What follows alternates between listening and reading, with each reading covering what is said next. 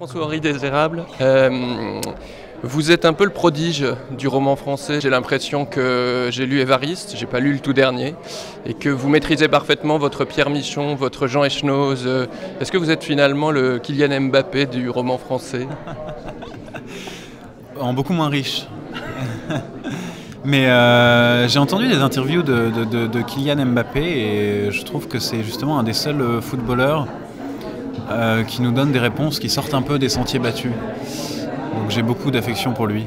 Mais je ne l'ai pas vu jouer.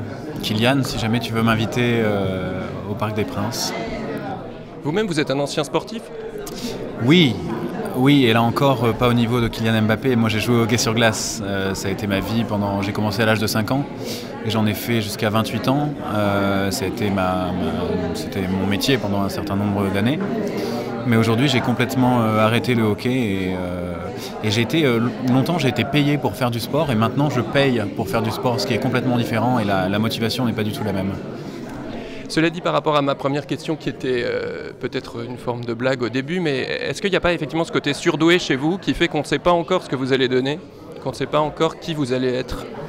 Honnêtement, je sais pas comment répondre à cette question, mais il y a des écrivains qui sont plus jeunes et même plus talentueux. Il y en a un à la table d'à côté, il s'appelle Clément Bénèche. Et puis il y a qui comme écrivain plus jeune que moi? Cette année, il y a une jeune fille qui s'appelle Blandine Rinkel qui a publié un très beau premier roman, L'abandon des prétentions. Donc non, je suis pas... Qu'est-ce que ça va donner? J'en sais rien. Peut-être que je vais arrêter d'écrire, peut-être que je vais mourir prématurément. Imaginons que dans 100 ans, il y ait quelqu'un qui, au lieu d'enquêter sur Romain Gary comme vous l'avez fait, décide d'enquêter sur François-Henri Désérable. Qu'est-ce qu'il va découvrir dans votre passé? À quoi il va s'accrocher pour écrire un roman? Qu'est-ce qu'il va bien pouvoir découvrir dans mon passé? Écoutez, je parle pas mal de moi dans ce dernier roman. Je donne des pistes, je les brouille aussi. Mais je pense que ça serait...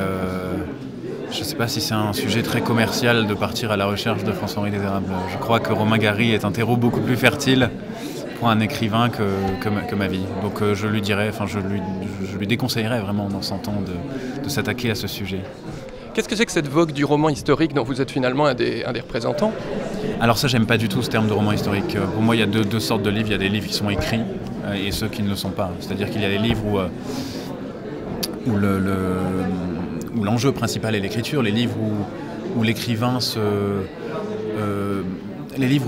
sert de la langue pour raconter une histoire, et ceux où, en racontant une histoire, l'écrivain sert la langue, et ça n'est pas du tout la même chose.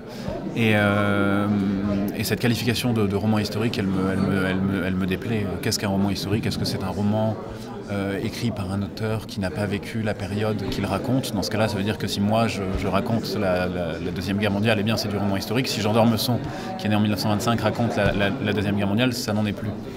Je crois que tous les romans sont plus... Enfin, dans ce cas-là, la plupart des romans sont ancrés dans l'histoire. Donc, non, c'est vraiment une qualification. Pour moi, ça ne devrait même pas exister, quoi. Il y a simplement les romans qui sont de la littérature et ceux qui n'en sont pas. Le style, effectivement, c'est un truc qui m'a frappé chez vous. Et l'affiliation avec Echenoz, elle est réelle ou c'est moi qui l'ai inventée? Ah non, c'est un des écrivains que j'admire. Il fait partie de la poignée d'écrivains pour qui j'ai énormément d'admiration. Il n'est pas le seul. Il y en a beaucoup chez Minuit, d'ailleurs. J'aime beaucoup Jean Echenoz, j'aime beaucoup Jean-Philippe Toussaint, j'aime beaucoup Éric Chevillard. Un des meilleurs romans que j'ai lu cette année, c'est Article 353 du Code pénal de Tanguy Viel, qui est aussi un auteur Minuit. Donc oui, Echenoz fait partie de ces écrivains qui m'ont, non seulement que j'aime lire, mais qui m'ont influencé mon écriture. Mais il y en a d'autres.